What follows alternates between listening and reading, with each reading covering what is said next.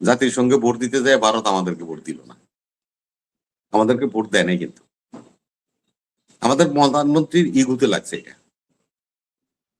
যে never country হিসাবে হয়তো বা ওনার চয়েস ছিল ভারত যাবে, উনি সিদ্ধান্ত পরিবর্তন করছে যে না, আমি প্রথম সফর করবো মালয়েশিয়া, যে আপনি আমার ভোট দিলেন না, আমার কাছ থেকে আপনি কিছু পাইতে চান। এবং তারেক রহমান সাহেব, খলিল রহমান সাহেবের সাথে যে কথা, যে ভারত কখনো কথা দিয়ে কথা রাখে না। ওনাকে জিজ্ঞাসা করছে পররাষ্ট্রমন্ত্রী যে আপনার তো এত কষ্ট করে গেলেন, তারপরে আন্দামান দ্বীপে যায় তার কাছে ভোট চাইলেন, হ্যাঁ আপনি কি শিওর ভোট দিবে? হ্যাঁ, তখন পররাষ্ট্রমন্ত্রী বলছে যে ভারতীয়দের চরিত্র তো বুঝা বড়দায় চাণক্যের বংশধরেরা। ওই মাহাতেরি মোহাম্মদ জন্মসূত্রে কিন্তু আমাদের বাংলাদেশের নাগরিক, তার পূর্বপুরুষরা আমাদের এখান থেকে মাইগ্রেট হয়ে মালয়েশিয়াতে গেছে। তাদের একটা সবসময় আমাদের প্রতি সৎকর্নার থাকে, যে কথা আমার পূর্বের আলোচকরা বলছেন, এবং যা যা তার প্রয়োজন তা উনি তাকে করবেন, সে আশ্বস্ত তিনি করেছেন।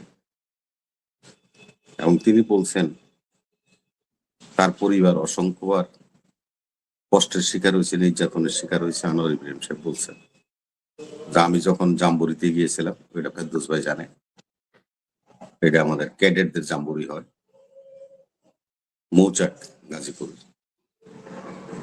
সেখানে আনোয়ার ইব্রাহিম সাহেব ক্যাডেট হিসেবে এসেছিলেন এবং জিয়াউর রহমান সাহেবের সাথে সান্নিধ্যে যাওয়ার তার সুযোগ হয়েছিল। সেই কথাটা উনি ওনার বক্তব্যের স্পিচের শুরুতেই আনোয়ার ইব্রাহিম সাহেব এভাবে অ্যাড্রেসিং করছে, যে আপনার মার সাথেও আমার কাজ করার অভিজ্ঞতা আছে। তখন মহাতারি মোহাম্মদ ভাইস প্রেসিডেন্ট হিসেবে উনি দায়িত্বে ছিলেন, কয়েকবারই বাংলাদেশে 2001 সাল থেকে 6 সাল পর্যন্ত উনি ভ্রমণ করছেন, আসছেন। আজকে আমরা সেখান থেকে দেখি আস্তে আস্তে চীন সফরে আমাদের প্রধানমন্ত্রী আগমন। তিনি সেখানেও মুন্সিয়ানার পরিচয় দিচ্ছেন, তিনি ইলেকট্রিক ট্রেনে চড়ে বেজিং গেছেন এবং চীনের বিভিন্ন প্রদেশ ঘুরছেন এবং সেগুলি প্রত্যক্ষ করার সুযোগ হয়েছে। যেই সম্বর্ধনাটা দিছে চীনের, সেখানে আজকে আমাদেরকে বলতে হয় যে কিছুদিন আগেই আপনার এই যে পাগল ট্রাম্প কিন্তু চীন সফর করছে। আপনারা মনে হয় দেখছেন, গ্রেট হলে যাওয়ার জন্যই, পিপুলস হলে যাওয়ার জন্যই ফেরদৌস ভাই হাসতেছে, এই পাগল যখন নাকি গাড়ি লইয়া পিপুলস হলের ইয়েতে ওই করিডোরে ঢুকছে, তখন দেখেন পাগলা কিন্তু একলা গাড়িতে নামছে, নাইমে আইটা যাইতেছে, কেউ তার সাথে নেই। কিন্তু আমাদের প্রধানমন্ত্রী যখন তাকে সম্বর্ধনা দেওয়া হয়েছে, এটা ফেরদৌস ভাই মানে সামরিক বাহিনীর লোক, ওনারা এটা বুঝেন। চীনের প্রেসিডেন্ট কিন্তু অত্যন্ত রাশবাড়ী মানুষ, কথা কম বলে। তিনি নিজে আপ্লুত হলে রাষ্ট্রীয় প্রোটোকল ভেঙে, এটা কিন্তু রাষ্ট্রীয় প্রোটোকল পড়ে না যেটা উনি করছেন। কারণ হলো প্রধানমন্ত্রী যিনি সফরে যাচ্ছেন, উনি ওনার সামনে দিয়ে যাবেন, হ্যান্ডশেক করবেন, কোলাকুলি করেন, যা ইচ্ছা তাই করবে। কিন্তু শি জিনপিং উনি ব্যারিকেড ভাঙা তারেক রহমান সাহেবের আগে আইসা বুকের মধ্যে জড়াই নিয়েছে, এবং উনি একটা স্পেশাল ওনার দেশের সংস্কৃতির সাথে মিলে ওনার দেশের ফুল দিয়ে, অত্যন্ত সাদামাটা ফুল দিয়ে মালাটা তৈরি করছে, এবং সেই মালাটা উনি তারেক রহমান সাহেবকে আমাদের প্রধানমন্ত্রীকে পড়াই দিচ্ছেন। আমার চোখে দেখা চীনের, আমার যত সামান্য অথবা যেগুলি টিভির মাধ্যমে আমরা দেখি, মাও সতং চুয়াল্লার যোগও দেখছি, আবার আজকের যোগ আমরা দেখতেছি। এই ট্র্যাডিশন ব্রেক করছে চীন রাষ্ট্রীয় প্রটোকল তারেক রহমান সাহেবকে বরণ করার জন্য। আমরা ধন্যবাদ জানাই চীনকে, চীনের আতিথেয়তা, বন্ধুত্ব এবং তাদের সহযোগিতা আজকে আমাদের জন্য বিশেষভাবে প্রয়োজন, যেটা মামুন হাবিব বলল, বিশেষভাবে প্রয়োজন। কেননা পৃথিবীর যে গড়ার কারিগর, তাদের মধ্যে চীন হলো এক অন্যতম একজন। তাদের অর্থে সারা পৃথিবীতে দেশগুলি গ্রহণ করে, তাদের সহায়তা বিভিন্ন ভালো কাজ করে। আমরাও চাই সে সহায়তাগুলি তার কাছ থেকে আমাদের পাওয়া আমরা আমরা আমরা আশা করি আর কি। এখন মালয়েশিয়াতে উনি কি নিয়ে আসলো এটা কোনো খুব বড় কথা না। মালয়েশিয়ার একটা জিনিস, মালয়েশিয়া আজকের এখানে আসছে, মালয়েশিয়ার যেমন মনে করেন ইরানের বিজ্ঞানীরা মিসাইল বানায়, ক্ষেপণাস্ত্র বানায়, এই সদ্য যুদ্ধে আমরা দেখছি তারা পারদর্শী।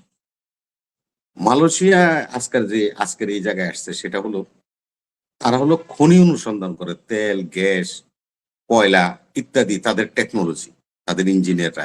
এবং রাশিয়ার তেল খনিও এবং কয়লা খনিও অনুসন্ধানে মালয়েশিয়ার টেকনোলজিকে ব্যবহার করছে রাশিয়া।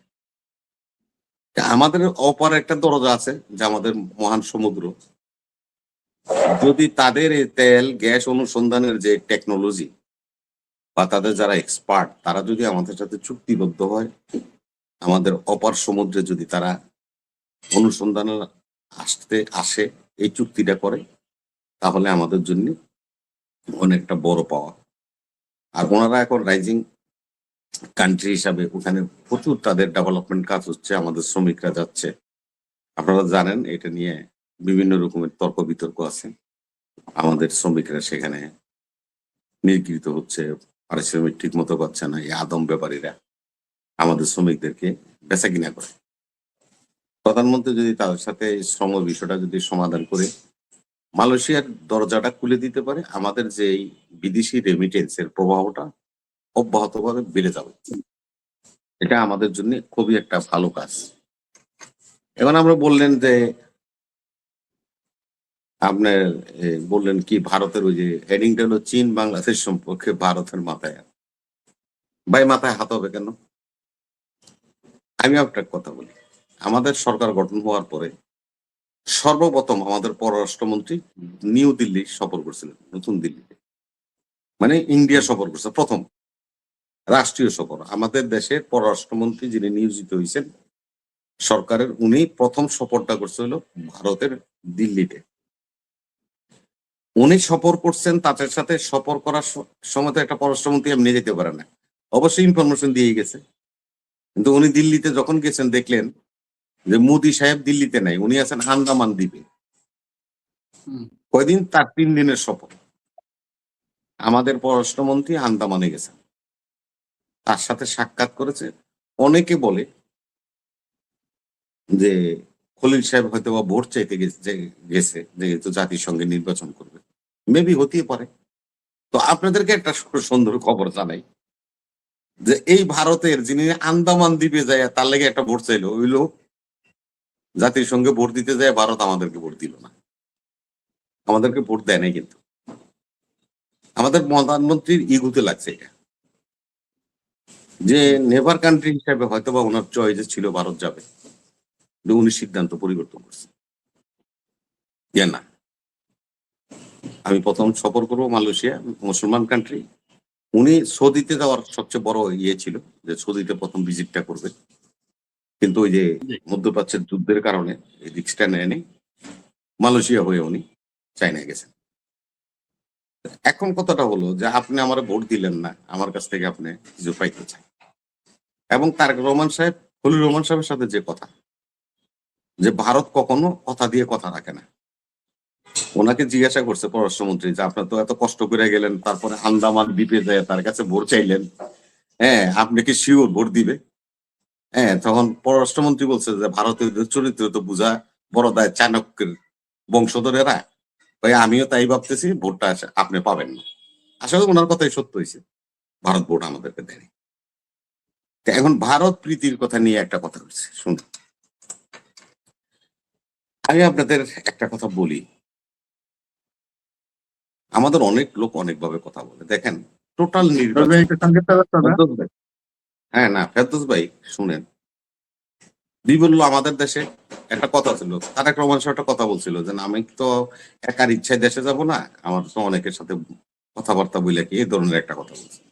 এটাকে নিয়ে আমাদের দেশের বুদ্ধিজীবীরা, টকশোজীবীরা আর বট বাহিনী নেমে গেল কি, ইন্ডিয়ার লগে চুক্তি করে মুসলিকা দিয়া তারেক রহমান বাংলাদেশে আসছে।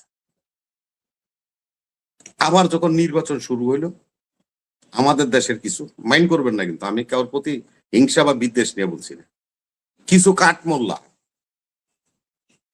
কিছু বট বাহিনী, কিছু আমাদের মতো সুশীল কি বললো, ভারতের সাথে চুক্তি কইরা তারেক রহমান নির্বাচিত হয়ে প্রধানমন্ত্রী হয়েছে।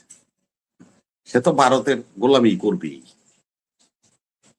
আল্লাহর অশেষ রহমত, শহীদ রাষ্ট্রপতি জিয়াউর রহমান এবং বেগম খালেদা জিয়ার সন্তান, তাদের উপরে আল্লাহর রহমত আছে, যার কারণে উনি সিদ্ধান্তে ভুল করেন নাই। যারা যেখান থেকে যত রকমেই ওনার বিরুদ্ধে বিরূপ মন্তব্য করেছে, ওনার নামে, ওনার স্ত্রী, ওনার সন্তানের নামেও বিরূপ মন্তব্য করে আমাদের দেশের লোকেরা, তিনি কিন্তু নিজে এগুলি গায়ে মাখেন না, এবং এগুলি সবকিছুর ঊর্ধ্বে উঠেই তারেক রহমান রাষ্ট্রনায়ক হিসাবে যতটুকু কাজ করেছে, 5 বছর লং টাইম, এটার মধ্যে ভুলও করতে পারে, অন্যায়ও করতে পারে, অনেক কিছুই হতে পারে, কিন্তু এই পর্যন্ত যেটা প্যারামিটারে আজিজ ভাই, এই পর্যন্ত যে কাজগুলি করেছে অবশ্যই এটা মুন্সিয়ানার দাবি রাখে তারেক রহমান। সে কতটুকু করতে পারছে সেটা বড় কথা না, সে মুন্সিয়ানার দাবি রাখে। আমি তার উত্তরোত্তর সমৃদ্ধি কামনা করি এবং তার দীর্ঘায়ু কামনা করি। আপনাদের সকলকে এই সফর যেন সফলভাবে সম্পন্ন হয়, সেই জন্যই আমরা বাংলাদেশের নাগরিক উদ্গ্রীব হয়ে আছি। ইনশাল্লাহ আমরা মনে করি এই সফর সার্থক হবে। ধন্যবাদ।